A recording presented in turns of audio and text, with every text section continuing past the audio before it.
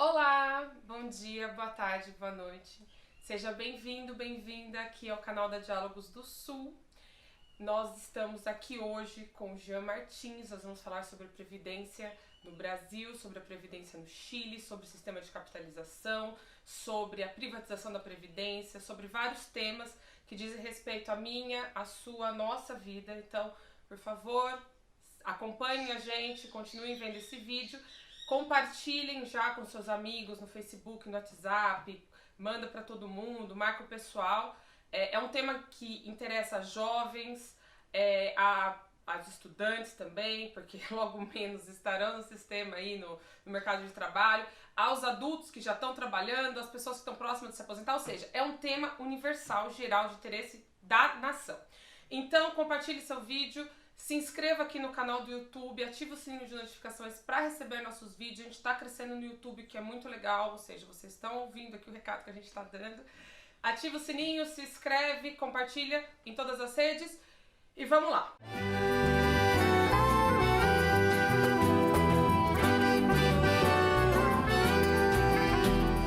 Bom, primeiro seja bem-vindo. Obrigado, Vanessa.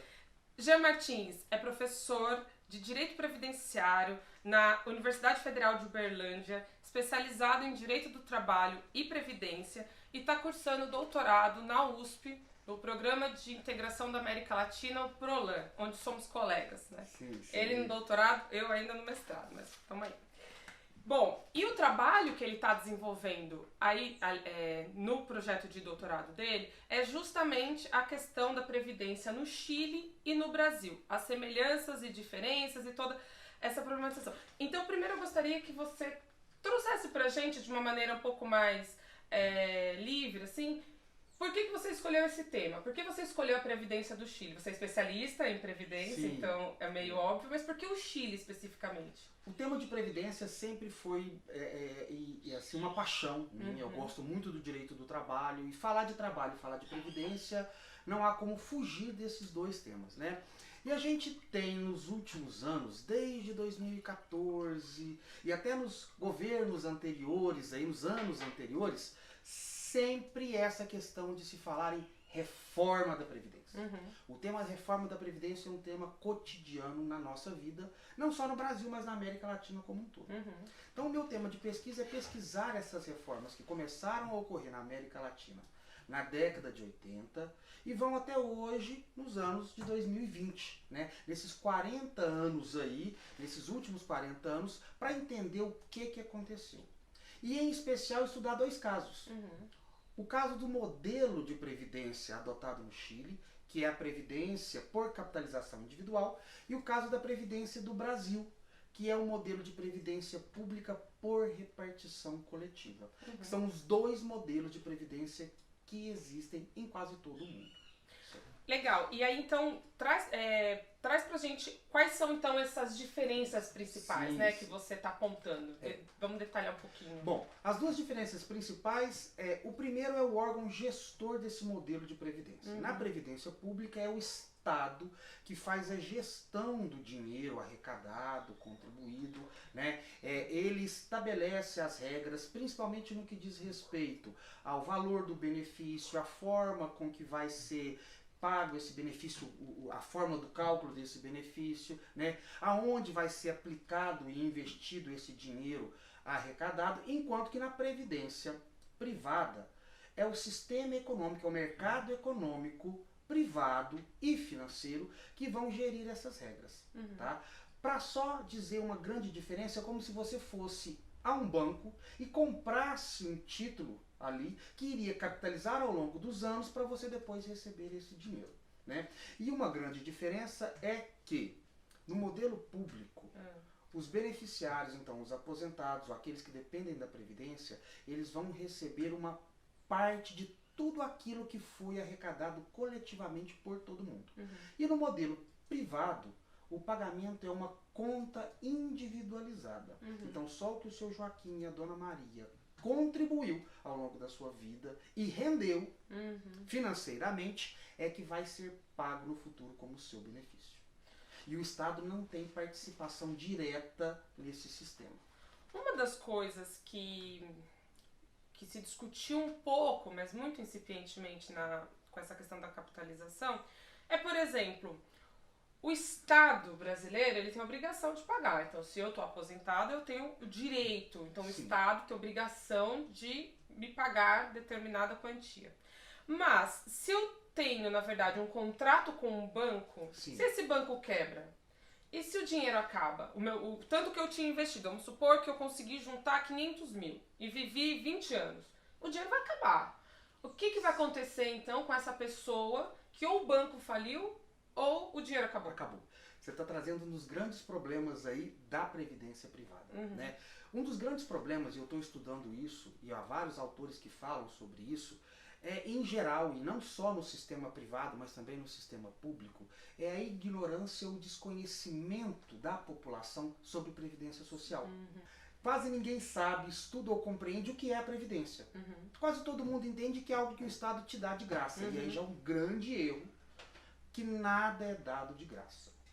A previdência é uma poupança que é feita com o esforço do trabalhador, através do seu salário. E aí a gente tem que deixar claro uma coisa, Vanessa. Só tem previdência quem trabalha. É uma categoria específica de pessoas da sociedade que tem esse direito. Se ele não trabalhou e não contribuiu, ele não vai ter direito à previdência. Ah, mas ele não vai ganhar nenhum benefício? Ele pode ganhar um benefício, que não é da previdência. Geralmente é da assistência social. São separados. São separados. Importante. São arrecadações e financiamentos diferenciados, regras diferenciadas e etc. Apesar de no Brasil ser uma confusão e os dois estarem misturados hoje naquele benefício chamado de BPC. O BPC é pago para quem não trabalhou, quem não contribuiu, atingiu uma certa idade e é pobre. Então veja, não é qualquer um. Você tem que ser idoso e pobre para ganhar aquele salário mínimo. Né?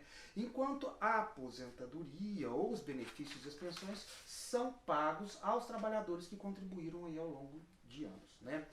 Mas você falou uma coisa sobre a previdência privada. O banco faliu. Em todos os modelos e tipos de previdência, a obrigação da previdência é do Estado. Mesmo na privada. Mesmo na privada. Por quê? É o Estado que autoriza a criação dos fundos de previdência. É ele que estabelece uma lei autorizando o tipo de título a ser vendido. Ele tem parâmetros e regras ali pré-definidas para que não aconteça isso. Tá? E no caso da ocorrência da falência, da quebra ou da perda desses fundos, o Estado novamente torna-se corresponsável por manter esses indivíduos. Muito bem. Mas um outro problema. Como é financeiro, a previdência privada não tem garantias de valores. Enquanto a previdência pública ela estabelece um mínimo e um teto máximo, como acontece no Brasil, na previdência privada vai depender do quanto você fez de cotização, ou seja, de quanto você contribuiu ao longo da sua vida, dos períodos que você contribuiu e, além de tudo aquilo que foi investido, aplicado e do mercado financeiro. Se o mercado financeiro for favorável a que esses fundos tenham um valor elevado, você tem um rendimento alto. Se, por exemplo, ocorre uma crise financeira e econômica, a gente sabe que estamos sempre a acontecer, você pode não ter investimentos ou rendimentos no futuro. E isso é um problema que vem acontecendo no Chile. O caso do Chile ele é típico. E aí a gente faz uma pergunta. O Chile pode ser paradigma para a gente usar como modelo para um novo sistema? Não. E aí eu já falo com plena ciência e certeza. Não podemos usar o Chile para o paradigma do modelo de previdência. Por quê? Né? Porque a história do Chile é uma história toda conturbada. Né? Na década de 70 ele passou por um socialismo institucional que depois foi derrubado pelo governo Pinochet. E quando o governo Pinochet entra, ele tenta modificar já, antes mesmo de outras nações, tá, o seu modelo de atuação estatal, minimizando a forma do Estado de intervenção na economia. Em 1981, o Chile já faz a privatização. Ele foi o pioneiro na América Latina, tá, a usar esse tipo de previdência. Né? E é lógico que a gente precisa de saber quais são os resultados disso. Em 2006, estudos no Chile apontavam que só 40% da população estava coberto pela privatização. Enquanto que no modelo público, 66% dos trabalhadores participavam da Previdência. Ou seja, muda-se o sistema e diminui a quantidade de cobertura que essa Previdência, de pessoas cobertas por esse plano de Previdência, que vai proteger. Então já é um defeito.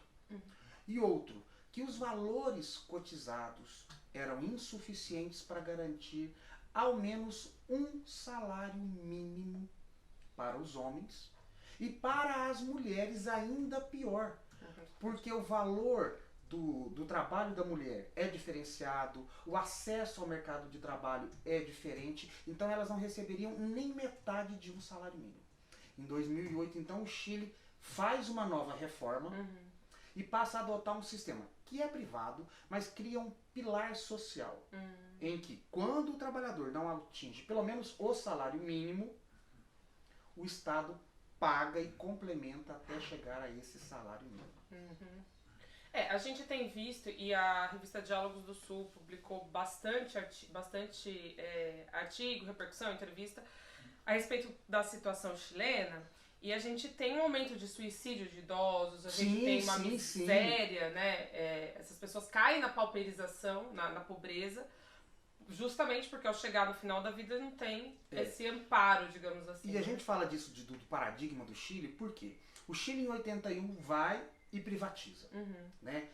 Quando chega a década de 90, o Banco Mundial ele estabelece e dá um relatório que ele fala que só haverá crescimento e desenvolvimento para as nações que mudarem os seus planos de previdência.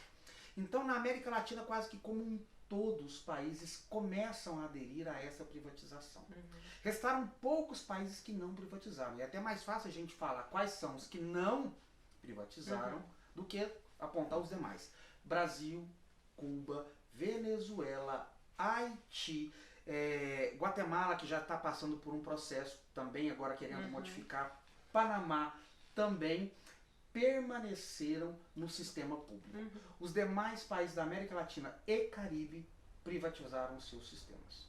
E a gente consegue traçar mais ou menos um perfil de como estão essas nações hoje, ou seja, como melhorou a vida dos trabalhadores, ou elas conseguiram encerrar o tal do déficit da Previdência? Porque o que a gente vê no discurso aqui no Brasil, principalmente, tem que privatizar porque existe um déficit, um rombo na Previdência. Esse rombo é imparável, um rombo imenso, impagável, terrível.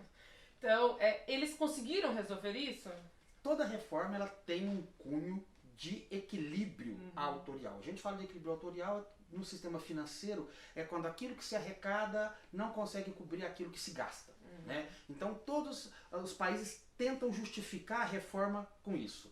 Né? Mas passado então agora quase que 30 anos, né, ou 40 anos se a gente for ver, a OIT lançou recentemente, agora no final, em dezembro de 2018, um relatório falando que todos os países que fizeram a transição para o sistema privado estão tendo que reverter essas transições. Por quê?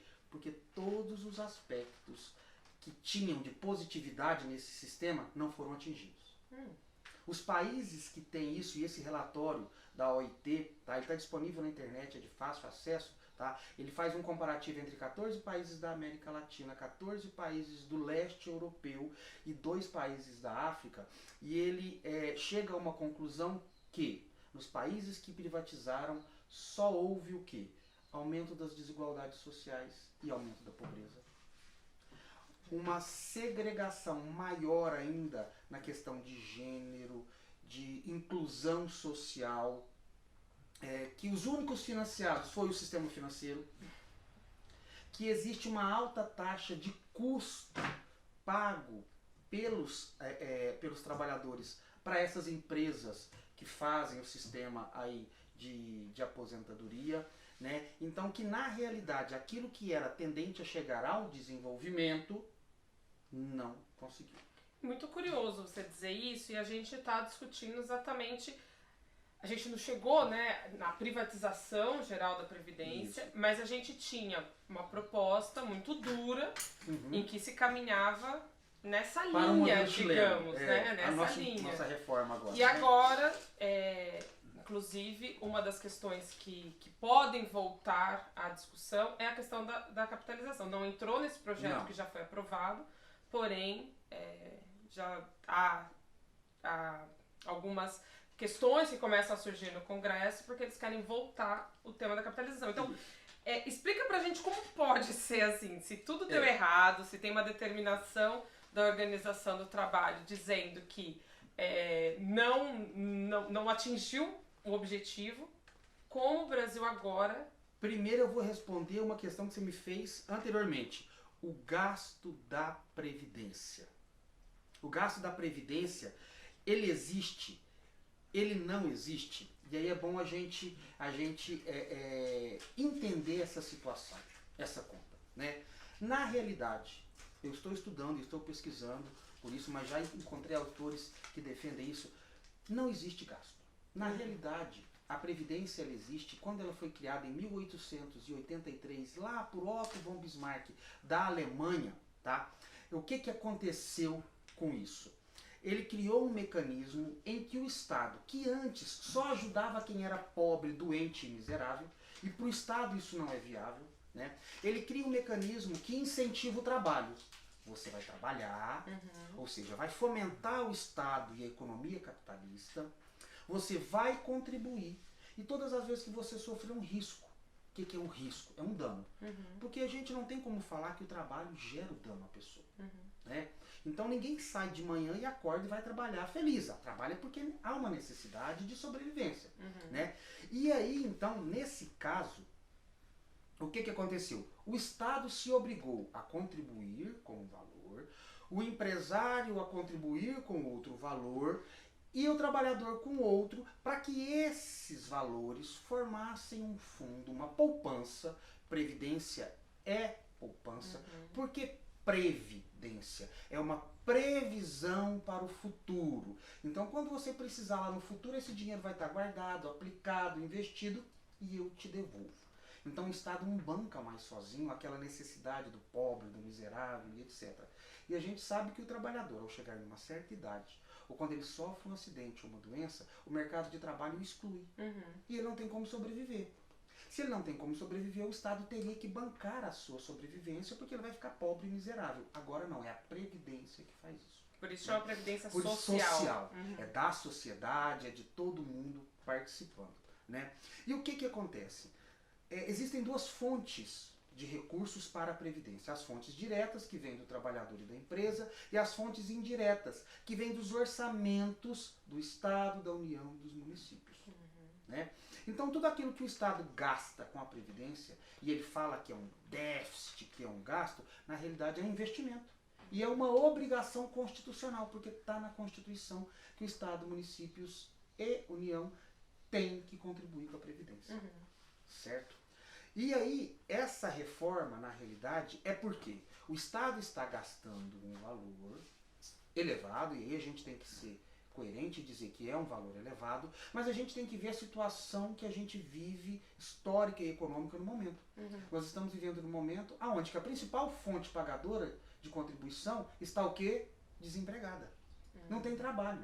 Se nós temos 13 milhões de pessoas que não estão trabalhando e não estão contribuindo, nós temos 13 milhões de contribuintes que deveriam estar contribuindo, e essa Previdência poderia estar autossuficiente. Então o problema não é reformar a Previdência, é dar condições para que essas pessoas tenham trabalho. Muito interessante também, mas isso me traz uma outra questão, que é a seguinte: a gente teve a reforma trabalhista também, sim, que tem um incentivo da pejotização, ou do se vira propismo, cada um chama aí como quer, né? Então as pessoas, elas já tendem a não contribuir. Aí é um erro, porque a contribuição ela é obrigatória para todo mundo que trabalha. Mesmo o autônomo, mesmo o microempresário, o pequeno empreendedor, o sócio da empresa, todos eles contribuem, né? Qual é a grande dificuldade? Esses contribuintes, eles não têm uma fonte que vai lá e desconta todo mês e faz o depósito. Eles precisam aí de fazer isso de forma espontânea, apesar de serem obrigados a contribuir. Né? O Estado deveria trazer mecanismos para falar que eles têm a obrigação de contribuir, que eles precisam contribuir, e isso é necessário não só para ele, mas para toda a sociedade como um todo. Né? Para você ter uma ideia, em 2016 nós tivemos a CPI do orçamento ou do déficit da Previdência. Essa CPI relatou que não há déficit na Previdência. Já está determinado, o relatório está lá no Congresso Nacional, que esse déficit inexiste. Tá? Os estudos feitos por vários institutos, tá, apontaram que há elementos aí que apontam que falta na realidade é a cobrança, né, daqueles que são devedores. E quem são os grandes devedores da Previdência? As empresas. Né? Existe também essa questão da desoneração da folha de pagamento que foi feita pelos governos anteriores e que aí então deixou de realizar contribuições sobre isso. Então é uma necessidade de uma nova política e não necessariamente de uma reforma do modelo de previdência para a gente equalizar essas contas públicas. Tá? E dentro dessa equalização, então a gente tem também, como a gente conversava aqui um pouquinho nos bastidores, a gente tem também categorias que não contribuem, como no caso os militares. Sim. São dois grandes regimes de previdência existentes. O regime geral, que é aquele do INSS. Para o trabalhador autônomo, para o trabalhador que é empresário, para o produtor rural, para o trabalhador de carteira assinada. E existem os regimes próprios de previdência, que estão ligados aí aos trabalhadores que são servidores públicos e militares. Até a Constituição Federal de 88, por ser aí considerado aquilo que era pago a esses trabalhadores, a esses servidores, tanto os militares quanto os trabalhadores públicos, um gasto administrativo, eles não contribuíam.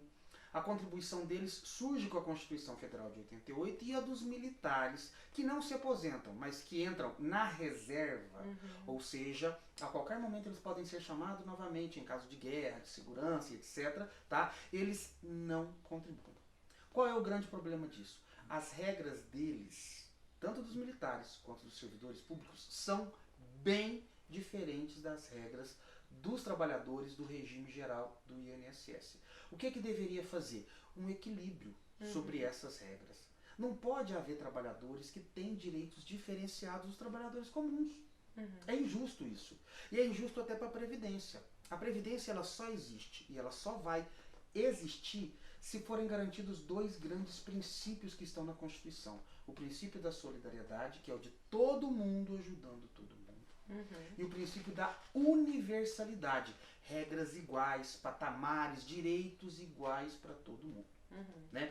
Desde 2001 já têm sido feitas várias reformas. O presidente Lula fez, Fernando Henrique fez, a presidente Dilma fez reformas, né? E eu entendo que essas reformas já eram suficientes, precisava de apenas algumas adequações para que o sistema previdenciário continuasse existindo, né? Essa nossa nova reforma, ela não vai mudar o gasto da Previdência. E economia de 1 trilhão? Isso. Se você pegar essa economia de 1 trilhão, ela vai ser uma economia de 1 trilhão para daqui 10 anos. Ou seja, cumulativo. É cumulativo, ela é progressiva. Daqui 10 anos o que vai acontecer? Vamos chegar e vamos ter novamente a discussão de que uma nova reforma precisa ser feita, porque o gasto vai continuar. Só para você ter uma ideia, e aí é fácil, até para os assinantes aí que estão assistindo, né, as pessoas que estão assistindo, fazer uma ideia. Hoje o ano passado gastou 198 bilhões de reais com Previdência Social. Se nenhum idoso aposentar, se nenhuma pessoa ficar doente, se ninguém mais alterar, entrar ou sair do sistema, quanto que vai ser gasto nesse ano? Neste ano agora. Valor. O mesmo valor. Sim. Então veja, foi gasto 198 bilhões no ano passado, esse ano vai ser gasto 198 bilhões. A reforma da Previdência vai alterar esse valor? Não vai alterar. O que ela vai fazer é que aquelas pessoas que poderiam se aposentar agora ou nos anos seguintes vão ter que esperar um pouco mais para se aposentar, mas vão entrar no sistema, vai entrar no sistema novamente. Então a reforma ela não vai mexer no grande déficit, no grande problema da Previdência, que é a entrada de recursos, arrecadar mais dinheiro para que esse sistema seja autossustentável. Eu acho que é importante a gente detalhar um pouquinho mais, que a gente falou meio que por cima. A pessoa que ou é autônoma, ou é microempresário, né? Microempreendedor individual, que é MEI, ou que tem uma pequena empresa, enfim. É isso, ela está sendo levada, até pela reforma trabalhista, a não contribuir no sistema do INSS.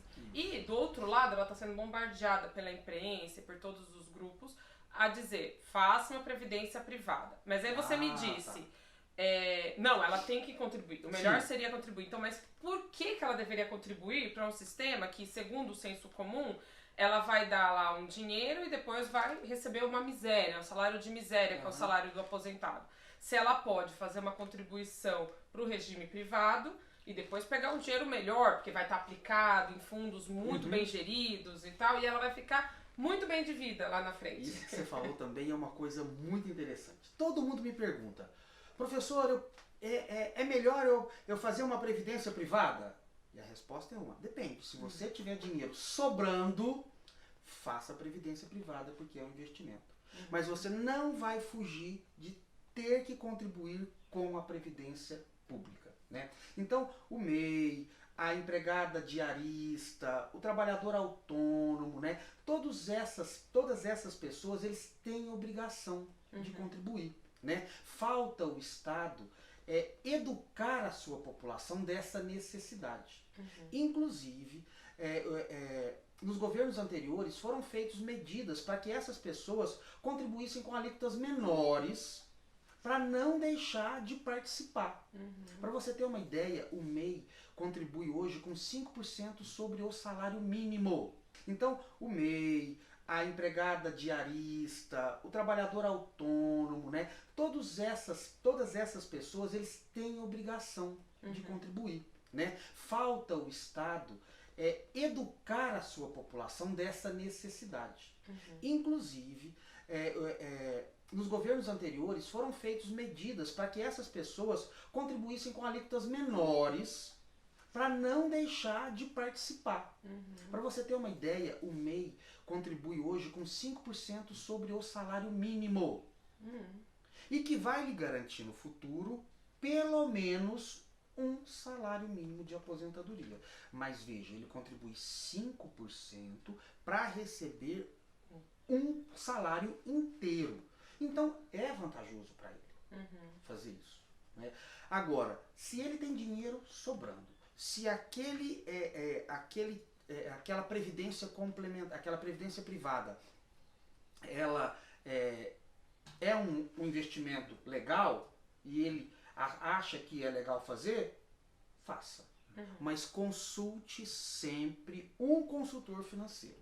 Não saia aplicando em fundos aí que você não sabe qual será o rendimento, ou que colocam, estabeleçam taxas aí altíssimas de rendimento, né? Então, por exemplo, hoje você tem uma poupança que rende 1 ponto qualquer coisa por cento, e você vai aplicar num título que está rendendo 45%. Opa, alguma coisa está errada, né? Tem alguma coisa aí que você já pode, às vezes, duvidar. E é bom você falar disso, porque no Brasil já existe a previdência privada. Já existe. Só que ela é complementar. Obrigatório é você contribuir para o Estado. Contribuiu para o Estado lá da maneira que são estabelecidos pelas categorias de trabalhadores e etc. E querendo algo a mais, você investe na previdência complementar, que é a previdência privada. Precisamos mudar o sistema? Não precisamos mudar o sistema. Porque eu vou te falar uma coisa. Qual é a grande diferença, então, da previdência privada para a previdência pública? Na previdência privada, já que é um investimento, e para você ter lucro no investimento, você tem que fazer o quê? Investir mais e mais e mais valutas. Se a gente trabalhasse ou vivesse numa economia em que todos os trabalhadores ganhassem muito dinheiro, a previdência privada seria perfeita. O Estado poderia se desobrigar disso, poderia transferir isso para a iniciativa privada, o dinheiro realmente ia fomentar no mercado e etc. Mas veja, aonde a maioria dos trabalhadores recebem um salário mínimo ou um salário mínimo e meio, investir para quem recebe o mínimo no futuro, qual é o seu rendimento? Não vou dizer zero, mas pode ser 0,3%, ou seja, é pequeno, né? É irrisório. E aí quem investe nesta previdência não vai ter como sobreviver no futuro. Porque quando o dinheiro acabou, Acabou. Até porque você falou uma coisa correta. Como é que são os benefícios para quem contribui na previdência privada? É livre, você vai escolher o melhor plano que se adequa à sua vontade. Então quem tem mais tempo para contribuir, ele vai investir menos hoje, mas vai ter mais um tempo maior necessário para receber aquele valor ou aquela parcela no futuro, né? Quem tem menos tempo vai ter que contribuir mais para ganhar no futuro pelo menos um pouco. E ainda, ao final, esse valor já é pré-determinado. 100 mil, 200 mil, 500 mil e etc. Acabou esse dinheiro, acaba a sua aposentadoria. E um grande problema que a gente vive na sociedade como um todo, hoje, é a elevação aí, né, dos padrões demográficos, né? É a nova taxa de expectativa de vida, o aumento dessa taxa de expectativa de vida. Nas previdências privadas, o que acontece? A expectativa de vida de 10 ou 15 anos que você faz para receber o benefício que você pagou pode ser alterada. Você pode viver 17, 18, 20, né? E por aí vai. Só que o seu dinheiro vai acabar em quantos anos? Em 15 anos. E aí você tem 5 anos de penúria. De nada, de miséria. Então, todas essas condições devem ser analisadas pelos estados, pelas propostas políticas, tá? E é bom você falar isso porque em 2016 a CEPAL, ela fez um relatório que ela traça a matriz da desigualdade social da América Latina. E que reflete principalmente nessas condições de trabalho. Da pobreza da população como um todo, né?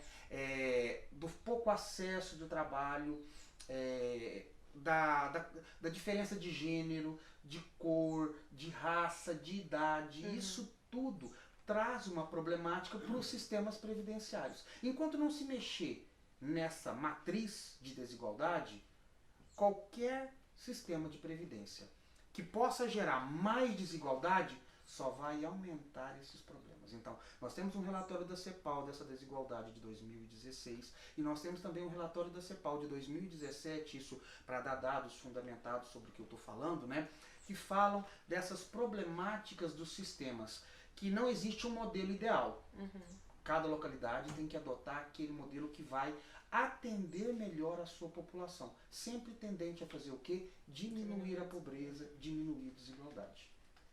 Parece que a gente tem um paciente, tem uma pessoa com um problema, e aí, ao invés de você dar o remédio, você está dando veneno, você está piorando a doença que ela tem. Bom, encaminhando para os finalmente, o papo tá bom, ficaria aqui a tarde toda. Eu também. Inclusive, eu tenho várias dúvidas aqui, pode ficar perguntando. Mas, em linhas gerais, essa proposta que foi aprovada recentemente, que vai para o Senado, vai ser debatida e muito provavelmente vai ser também aprovada. Como que você avalia essa proposta? Qual é o seu parecer sobre isso? Posso ser não ser científico ao falar? Fique à vontade. A reforma da Previdência foi uma tempestade em copo d'água. Por quê? Poucas coisas realmente foram alteradas com essa reforma. Então, a proposta deu uma repaginação naquilo que já existia. Né? Seria muito mais fácil o governo ter apresentado uma proposta e dito, olha, nós vamos acabar agora com a aposentadoria por tempo de contribuição. Por quê? Porque nessa forma de aposentação, tá, que ainda está vigente hoje, só leva em consideração os anos de contribuição que o homem e a mulher teve. Homem 35 anos de contribuição, mulher 30 anos de contribuição, certo? E ele não querendo se aposentar dessa forma, ele tinha aposentadoria por idade. Ele tem aposentadoria por idade. Homem, 65 anos e mulher a partir dos 60 anos de idade. Vejam que eram dois modelos separados, um ou outro. Tá? O que a reforma vem fazer? A reforma vem fazer é juntar esses dois modelos e criar um único modelo que exige idade e também vai exigir um tempo de contribuição. Tá? Qual é a idade para o homem? Permanece os 65 anos, tá? Então não houve reforma. E para a mulher, a partir dos 62 anos de idade, ela teve uma elevação. Tá? Então aí, para todo mundo que está ouvindo, tá? Não se desespere. Atingiu a idade o homem de 65 e a mulher de 62 vai poder se aposentar. Ah, eu não sei quando eu vou poder aposentar. Sabe. Homem 65 e mulher 62. Fiquem tranquilos quanto a isso. Qual é agora o grande problema e novidade? O valor do seu benefício. Tá? Com a inclusão desse tempo de contribuição, o homem que tinha 35 passa agora a ter a necessidade de contribuir com 40 anos e a mulher que tinha 30 anos passa a necessidade de contribuir com 35 anos. Para quê? Para que o valor do benefício seja de 100% da média das suas contribuições realizadas ao longo dos anos. Então atingiu os 65 anos ou 62, não tem os 40, não tem os 35, pode se aposentar? Pode se aposentar. Aí cada um vai analisar se aquele valor ou o tempo que ele contribuiu ali dá um benefício que vai ser suficiente ou não, né? E aí ele vai fazer isso porque há agora o pagamento proporcional a esse tempo de contribuição. 100% para o homem 40 anos, 100% para a mulher 35 anos. Tá? Essas são as duas principais diferenças, tá, que aconteceram, que não são diferenças, que já existiam atualmente, mas agora, sem atingir essa idade mínima, não há possibilidade de se aposentar ou de fazer a aposentadoria. Não dá mais para se aposentar só por tempo de serviço. Não acabou. Dá. Acabou. Esse tempo de contribuição, porque de serviço foi em 98 que extinguiu, mas por tempo de contribuição acaba agora com essa reforma. Tá? Certo. Para quem já atingiu os 35 anos de contribuição ou os 30 anos de contribuição, se o homem já tem 65, a mulher já tem 60 anos, tá? E ainda não pediu a sua aposentadoria, ele vai ser prejudicado? Não. O direito adquirido previdenciário, ele existe quando todos os requisitos para solicitar o benefício são preenchidos. Então todos aqueles que têm esses requisitos já preenchidos, já estabelecidos, podem se aposentar pela regra da lei anterior, antes da aprovação disso, tá? E aí então, também é bom a gente frisar que há um mínimo de contribuição que cada pessoa tem que fazer. A mulher tem que contribuir no mínimo com 15 anos, e aí o valor do benefício é 60% da média, e a partir daí vai somar 1,5% para cada ano que ela contribuir. Então veja, hoje você tem que se programar para saber, ao atingir a idade, com quantos anos de contribuição eu vou estar, para que o valor do benefício seja suficiente ou não. E aí eu vou reforçar outra coisa, tá? Não adianta fazer reformas da Previdência se a gente não reformar a consciência e a educação financeira, que tem que começar lá no prézinho, tá? Pra gente entender e compreender todas essas situações. Então, não precisam ficar alarmados que o homem a partir dos 65 e a mulher a partir dos 62 vai poder se aposentar. Agora, o valor do benefício é que vai depender desse tempo de contribuição, de quanto ele contribuiu. E a gente sabe que no Brasil há uma oscilação grande de trabalho e tal, e isso é um problema, tá? Isso é um problema porque como há grandes períodos de desemprego, né, há uma grande e uma tendência forte agora do direito do trabalho de sair da formalidade e ir para a informalidade, né, eu quero ressaltar que mesmo aqueles que estão no trabalho informal, ou seja, aqueles que não têm carteira assinada, que façam as contribuições. Tá? Entre no site do INSS, procure um posto de atendimento do INSS, faça as suas contribuições, mesmo que seja sobre o salário mínimo ou um valor mínimo. Para quê? Para que lá no final você tenha a possibilidade de atingir esses 100%. Uma última questão, Ju. A gente tem visto aí também muita polêmica, muito debate em torno dos estados e municípios. Sim, sim. o que é verdade nisso? Eles precisavam ter entrado, não precisavam? O fator aí que eu acho mais agravante na reforma da Previdência foi a exclusão dos estados e municípios, tá? Eles fazem parte daqueles servidores públicos. Lembra que eu falei que é um sistema diferenciado, não aposentam pelo INSS e tal. E eles, como não têm aqueles fundos de contribuições, tá? Só a partir da Constituição Federal de 88, então eles não têm receita suficiente para manter o pagamento dos benefícios. Então há uma necessidade sim deles serem incluídos para equilibrar nos estados e nos municípios o gasto que é feito com isso. E a gente é bom lembrar isso também, porque quando a gente fala e pensa em união, não tem ninguém morando na união. A gente mora no estado ou mora no município. Quanto maior for o gasto do município e da Previdência, do município e do estado com Previdência, menores serão as possibilidades de investimento na população, em desenvolvimento e tudo mais. Então é necessário que eles voltem a fazer parte, né? E aí já há uma proposta do Senado apresentar uma PEC paralela para fazer essa inclusão e etc. E ser aí um elemento para tentar diminuir essa problemática que estados e municípios sofrem. Bom, então é isso. Espero que vocês tenham aproveitado, entendido direitinho toda a questão, né, que está aí por trás da reforma da Previdência. E já vou deixar aqui, se você precisar, quiser me convidar novamente, estou disponível para a gente discutir depois da reforma alguma outra coisa, tá? Genial, porque com certeza esse tema não acaba aqui, não se esgota. Temos ainda mais polêmicas aí pela frente. Isso, vocês podem mandar perguntas nos comentários aqui, que aí no próximo vídeo a gente traz aqui pro Jean, que pode virar nosso consultor de previdência. Pode me passar que eu respondo com prazer. Bom, então é isso. Muito obrigada por ter nos acompanhado até aqui, até agora. Peço que vocês nos acompanhem nas nossas redes sociais, no Facebook, Instagram, Twitter, WhatsApp e no YouTube. Por favor, se inscreva no nosso canal, ativa o sininho de notificação. Se você está vendo no Facebook, poxa, vai lá também no YouTube, ativa o sininho, acompanha a gente também pelo YouTube, que é bastante importante agora, nesse momento do nosso crescimento no YouTube. Estamos crescendo, precisamos crescer mais rápido. Então é isso, aqui estão nossas redes sociais todas, aqui embaixo na descrição. E mais importante do que tudo que eu falei até agora, a gente tem uma campanha de financiamento coletivo no Catarse. Então quero pedir a vocês que nos acompanham, que gostam do nosso trabalho, que contribuam com o nosso canal. Então os valores variam de 15 a valores mais altos, que vocês podem contribuir. Então é o preço de um cafezinho por dia, que vocês ajudam a gente. Então a gente está aqui com luz nova, a gente está aqui com microfone novo.